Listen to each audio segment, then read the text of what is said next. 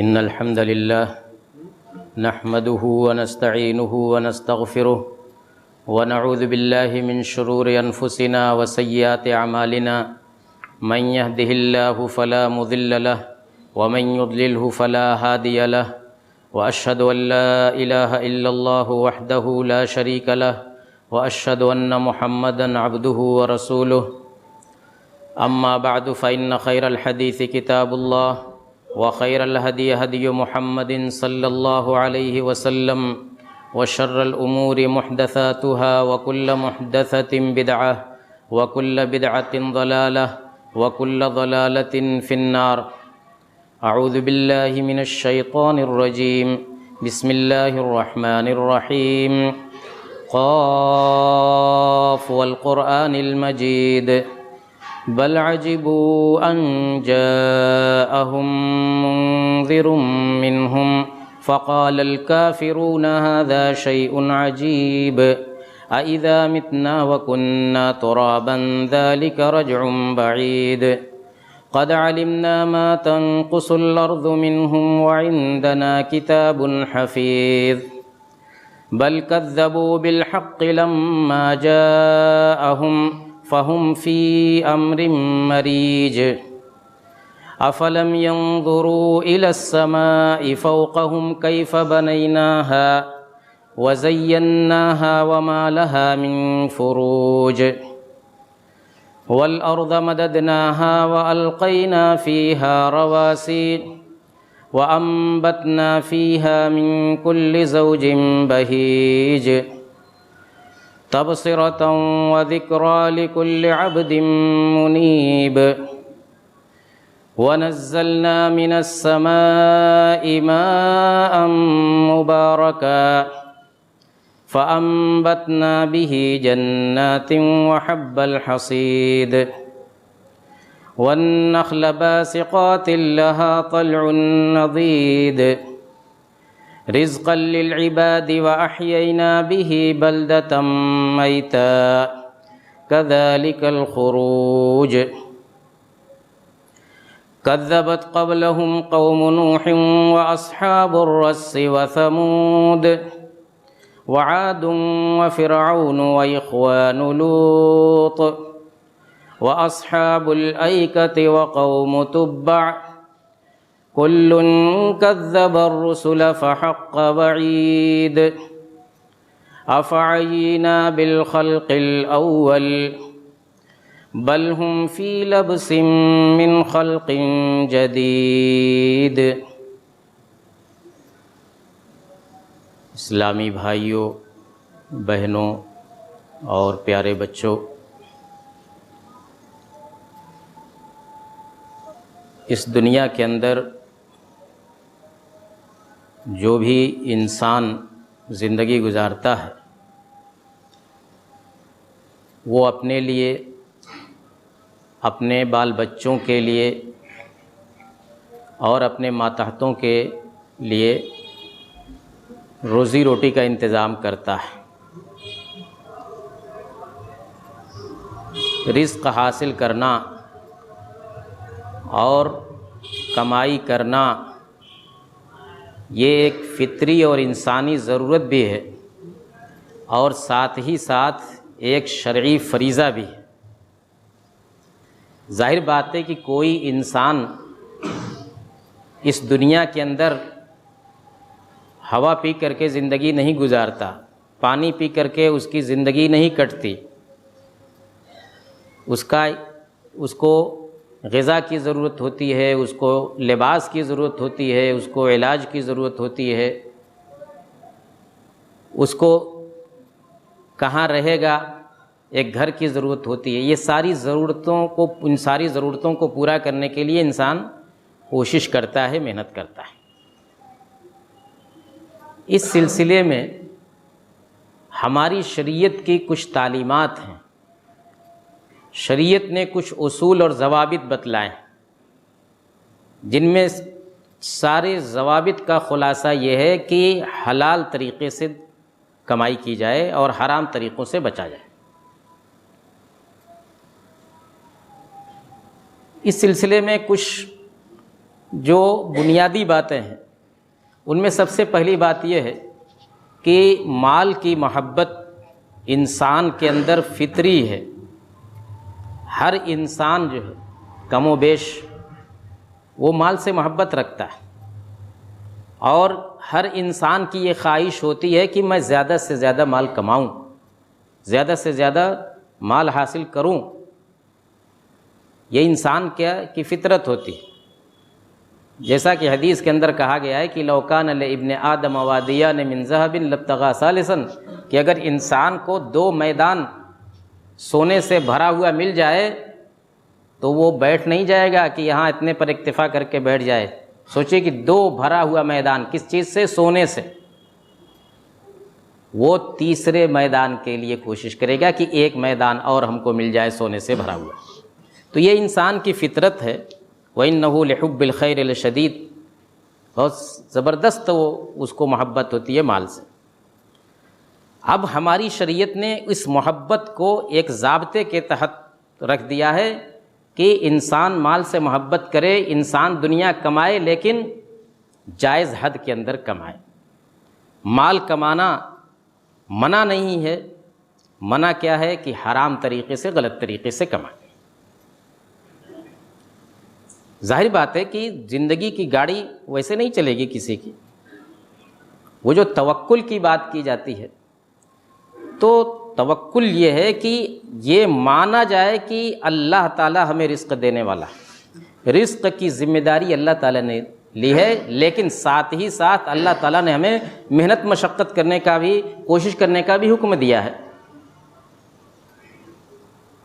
تو رزق کی ذمہ داری اللہ تعالیٰ نے لی ہے۔ قرآن کے اندر اللہ تعالیٰ نے فرمایا کہ وَمَا مِن دَابَّةٍ فِي الْأَرْضِ إِلَّا عَلَى اللَّهِ رِزْقُهَا، کہ روئے زمین پر بسنے والی ہر مخلوق کی رزق کی ذمہ داری اللہ تعالیٰ نے لی ہے۔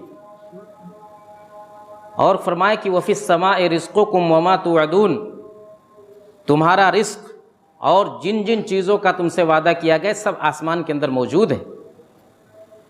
اور کہا کہ وَجَعَلْنَا لَكُمْ فِيهَا مَعَائِشَ وَمَن لَّسْتُمْ لَهُ بِرَازِقِينَ، کہ لوگوں اس زمین کے اندر ہم نے تمہاری روزی روٹی بھی رکھی ہے اور ان لوگوں کی بھی روزی روٹی رکھی ہے جن کو تم روزی دینے والے نہیں ہو، جن کی تم کو فکر نہیں ہے، اللہ تعالیٰ ان کو بھی، ان کے لیے بھی اس زمین کے اندر رزق کا سامان کر رکھا ہے۔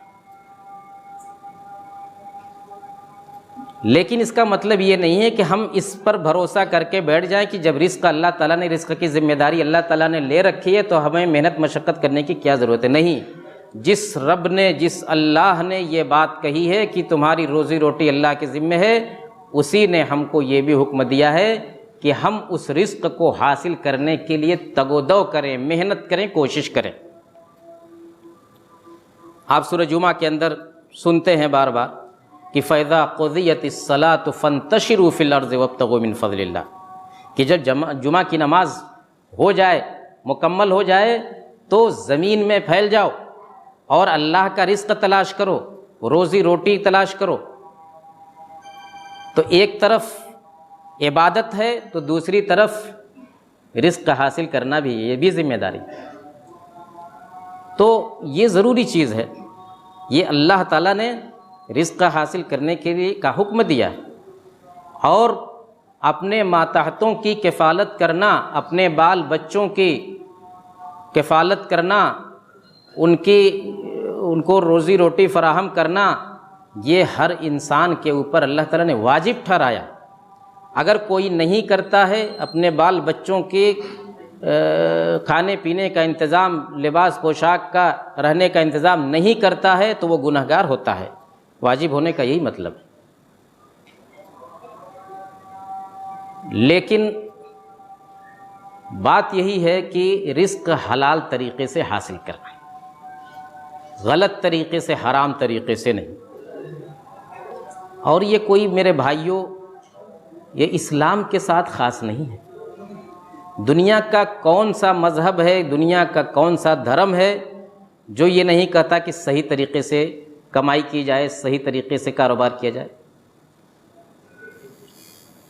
تمام لوگ کاروبار میں جھوٹ بولنے کو یا کسی بھی معاملے میں جھوٹ بولنے کو غلط سمجھتے ہیں۔ اب وہ چاہے کمانے کے لیے جھوٹ بولا جائے، چاہے آپسی اور کسی معاملے کے لیے جھوٹ بولا جائے، سارے لوگ دھوکہ دھڑی کو غلط سمجھتے ہیں، چاہے ان کا کسی مذہب سے تعلق ہو۔ اب وہ دھوکہ دھڑی چاہے کاروبار کے اندر ہو، چاہے کسی اور معاملے میں ہو۔ بدعہدی، بے وفائی، یعنی وعدہ کر کے اس کو پورا نہ کرنا، جیسا کہ عام طور سے کاروبار میں لوگ کرتے ہیں۔ کون سا دھرم، دنیا کا کون سا مذہب اس کو صحیح کہتا ہے؟ سارے لوگ کہتے ہیں کہ نہیں، غلط ہے۔ تو یہی سب تو حرام کی شکلیں ہیں، اور بہت ساری شکلیں ہیں۔ تو یہ کوئی خالی اسلام کا معاملہ ہی نہیں۔ اسلام کا معاملہ صرف یہ ہے کہ اسلام نے کچھ جتنے بھی دروازے ہیں غلط طریقے اور ناجائز طریقوں کے، ان سارے دروازوں کو بند کیا ہے، اور اسلام نے انسان کو اس دنیا کے اندر بھی ذمہ دار ٹھہرایا ہے، اور یہ بھی بتلایا کہ اس دنیا کے بعد ایک دنیا اور ہے، وہاں تمہیں اللہ کے سامنے کھڑے ہو کر کے جواب دینا ہے۔ ہر چیز کا حساب ہوگا، عبادتوں کا بھی ہوگا، اور لین دین کا بھی ہوگا، اخلاق کا بھی ہوگا، معاملات کا بھی ہوگا، ہر چیز کا جواب دینا ہے۔ آپ وہ مشہور حدیث بار بار سنتے ہیں کہ قیامت کے دن کوئی بندہ اپنی جگہ سے اس وقت تک نہیں ہٹ سکتا جب تک کہ 5 چیزوں کا جواب نہ دے لے۔ اللہ تعالیٰ کے سامنے 5 سوال کا جواب جب تک نہیں دے لے گا تب تک وہ اپنی جگہ سے ہٹ نہیں سکتا۔ ان 5 سوالوں میں سے 2 سوال مال کے بارے میں، ایک سوال زندگی کے بارے میں کہ زندگی کیسے گزاری، ایک سوال جوانی کے بارے میں، جوانی کہاں گزاری، عمر کے بارے میں، عمر کہاں بتائی، اور مال کے بارے میں 2 سوال، من این اکتسبہ وفیما انفقہ، کمایا کہاں سے اور خرچ کہاں کیا، کمایا کہاں سے اور خرچ کہاں کیا۔ یہ 2 سوال بڑے اہم، اور سوالوں میں تو ایک ایک ہے، لیکن مال کے بارے میں صرف ہی نہیں کہ جائز طریقے سے کمانا، صحیح طریقے سے کمانا بھی ہے اور جائز جگہ خرچ کرنا بھی۔ اور آج جو صورتحال ہے، اس صورتحال کو دیکھ کر کے اللہ کے نبی صلی اللہ علیہ وسلم کی وہ حدیث بخاری کی یاد آتی ہے کہ آپ فرماتے ہیں کہ یاتی علی الناس زمان لا یبال المرء ما اخذ امن الحلال ام من الحرام، کہ ایک وقت ایسا آئے گا، ایک زمانہ ایسا آئے گا کہ انسان پرواہ نہیں کرے گا کہ اس نے وہ کیا چیز کما رہا ہے، حلال کما رہا ہے کہ حرام کما رہا ہے، وہ کچھ پرواہ نہیں کرے گا۔ ایک زمانہ ایسا آئے گا۔ تو کہیں ایسا تو نہیں کہ ہم اسی زمانے میں جی رہے ہوں۔ اور آپ یہ بھی جانتے ہیں میرے بھائیوں کہ حرام کمائی سے صدقہ خیرات قبول نہیں ہوتا۔ ان اللہ طیب لا یقبل الا طیبا، اللہ تعالیٰ پاک ہے، پاکیزہ ہے، اور پاکیزہ چیز ہی کو قبول کرتا ہے۔ یا ایھا الرسل کلوا من الطیبات واعملوا صالحا، رسولوں کو حکم دیا گیا کہ اے رسولو پاکیزہ چیزیں کھاؤ، حلال چیزیں کھاؤ اور اچھے عمل کرو۔ اور دوسری طرف عام مسلمانوں کو حکم دیا گیا کہ فَكُلُوا مِمَّا رَزَقَكُمُ اللَّهُ حَلَالًا طَيِّبًا، کہ اللہ تعالیٰ نے تمہیں جو رزق دیا ہے اس میں سے حلال اور پاکیزہ روزی کھاؤ۔ تو یہ ضروری ہے، اگر ہماری روزی پاک نہیں ہے، پاکیزہ نہیں ہے، حلال نہیں ہے، تو پھر ہم اس میں سے لاکھ صدقہ خیرات کریں اور لاکھ دنیا کو بانٹیں، والعند اللہ مقبول نہیں۔ اسی طریقے سے حرام رزق کا انجام یہ ہے کہ اس کی وجہ سے انسان کی دعائیں قبول نہیں ہوتی۔ انسان دعا کرتا ہے، حدیث کے اندر آتا ہے کہ انسان لمبا سفر کر کے جاتا ہے، اس کے بال بکھرے ہوئے ہیں، اس کا جسم گرد و غبار سے اٹا ہوا ہے، اور وہ ہاتھ اٹھا کر کے گڑ گڑا کر کے اللہ تعالیٰ سے کہتا ہے کہ یا رب یا رب، خوب دعائیں کرتا ہے، لیکن وَمَطْعَمُهُ حرام وَمَلْبَسُهُ حرام وَغُذِيَ فِي الْحَرام فَأَنَّىٰ يُسْتَجَابُ لَهُ، اس کا کھانا حرام کا، اس کا لباس حرام کا، اس کے جسم کی پوری نشو و نما حرام سے ہوئی ہے، تو ایسے انسان کی دعا بھلا کیسے قبول ہو سکتی ہے؟ آج دیکھیے کہ ہماری دعائیں کتنی بے اثر ہیں. ہم دعائیں کرتے ہیں لیکن کہتے ہیں کہ دعا قبول نہیں. ہمیں جائزہ لینا چاہیے کہ وہ کون سے اسباب ہیں جن کی وجہ سے دعائیں قبول نہیں ہوا کرتی. ان میں سے ایک اہم سبب یہ بھی ہے کہ جسم کے اندر حرام چیز داخل ہے، جسم کے اوپر حرام لباس ہے، اور کمائی کے اندر حرام کی آمیزش ہے. میرے بھائیوں،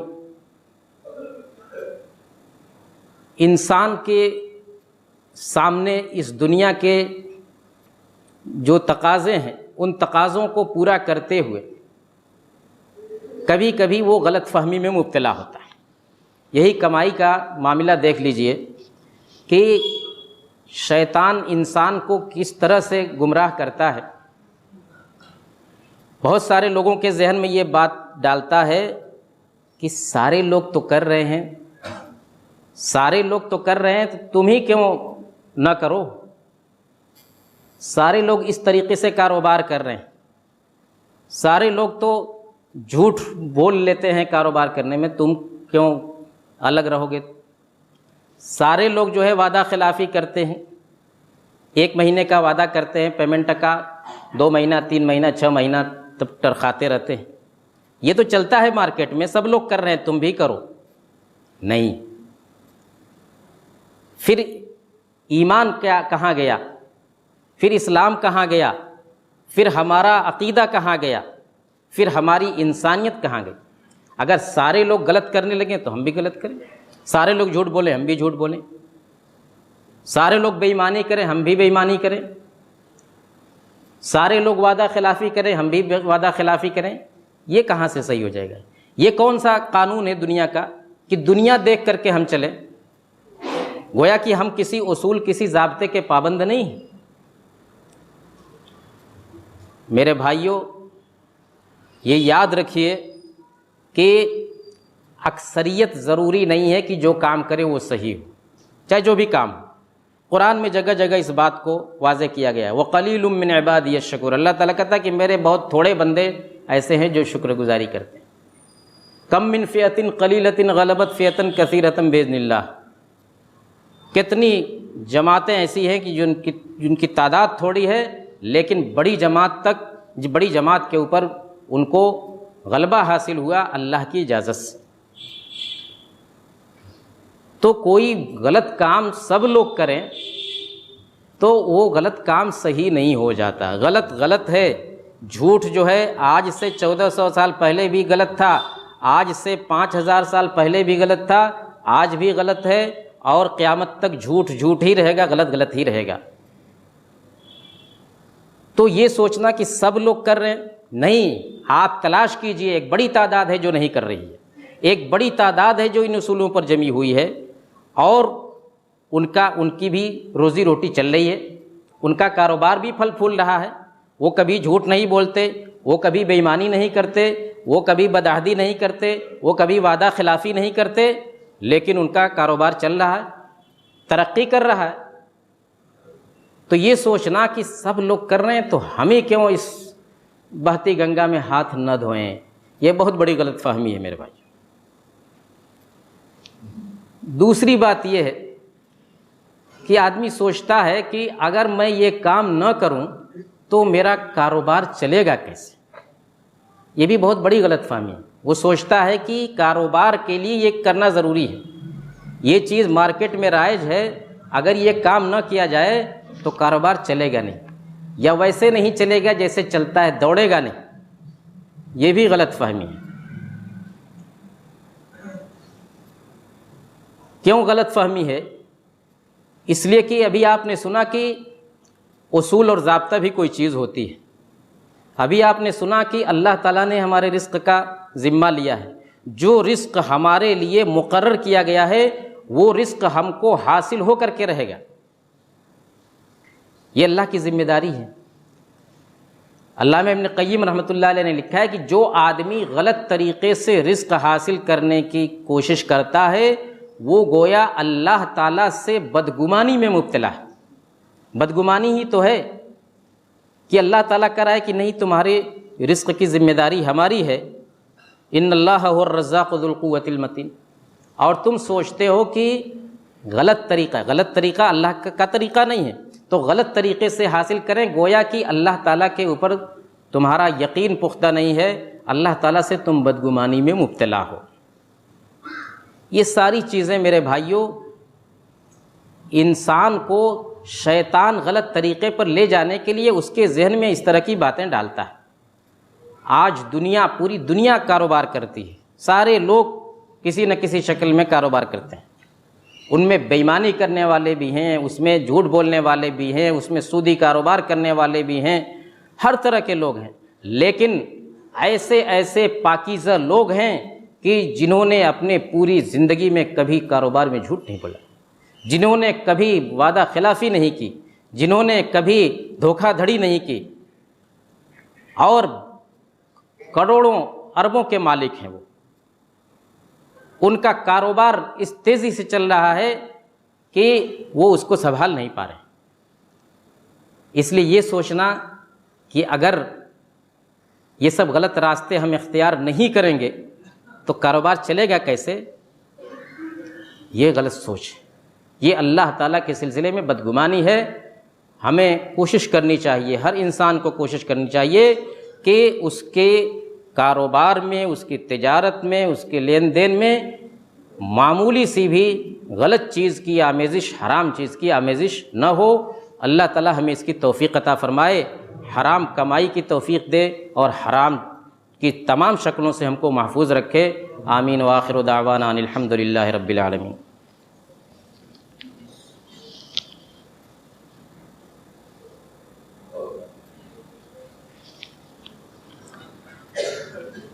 الحمد للہ نحمده ونستعینه ونستغفره ونعوذ باللہ من شرور انفسنا وسیئات اعمالنا من يهده الله فلا مضل له ومن يضلله فلا هادي له واشهد ان لا اله الا الله وحده لا شريك له واشهد ان محمدا عبده ورسوله. اما بعد، یہ دنیا، جس دنیا میں ہم بستے ہیں، اگر ہم غور کریں تو اللہ کی کتنی نعمتیں ہمارے اوپر ہیں. انسان غور نہیں کرتا. یہ زندگی ایک نعمت ہے، یہ صحت ایک نعمت ہے، یہ آنکھیں نعمت ہیں، کان نعمت ہے، دل نعمت ہے، دماغ نعمت ہے، ہاتھ نعمت ہے، پاؤں نعمت ہے. صرف جسم کے بارے میں غور کریں کہ کتنی نعمتوں پر یہ مشتمل ہے. پھر یہ زمین نعمت ہے، یہ آسمان نعمت ہے، یہ سورج نعمت ہے، یہ چاند نعمت ہے، ہوائیں نعمت ہے، بارش نعمت ہے، پانی نعمت ہے. کتنی نعمتیں اللہ تعالیٰ نے ہم کو دی. اور سب سے بڑی نعمت کیا ہے؟ اسلام کی نعمت، توحید کی نعمت ہے. اتنی نعمتوں سے اللہ تعالیٰ نے ہمیں نوازا ہے، اور اللہ تعالیٰ ہم سے صرف یہ چاہتا ہے کہ ہم اس کے راستے پر چلیں. لیکن اس کے باوجود، ان ساری نعمتوں کے باوجود، اگر ہم اللہ کے راستے سے ہٹتے ہیں تو سوچئے کہ یہ کتنی بد نصیبی کی بات ہوگی. میرے بھائیوں، کاروبار کا معاملہ، کمائی کا معاملہ، یہ بہت اہم ہے کہ ہم اس معاملے میں اللہ کے بتائے ہوئے طریقے پر چلیں. ترمذی وغیرہ کی صحیح حدیث ہے کہ اللہ کے نبی صلی اللہ علیہ وسلم فرماتے ہیں کہ لو انکم تتوکلون علی اللہ حق توکلہ لرزقکم کما یرزق الطیر تغدو خماسا وتروح بطانا. کہ اگر تم لوگ اللہ کے اوپر ویسے ہی بھروسہ کرتے جیسے بھروسہ کرنے کا حق ہے تو وہ تم کو ویسے ہی رزق دیتا جیسے پرندوں کو رزق دیتا ہے. کیسے پرندوں کو رزق دیتا ہے؟ کہ وہ صبح خالی پیٹ نکلتے ہیں اور شام کو بھرا پیٹ واپس آتے ہیں. پرندوں کو دیکھیے، صبح سویرے نکل جاتے ہیں رزق کی تلاش میں، ان کو معلوم ہے ان کے یہاں اسٹاک نہیں رہتا کوئی چیز، وہ صبح نکلتے ہیں رزق کی تلاش میں اور بھر پیٹ واپس آتے ہیں۔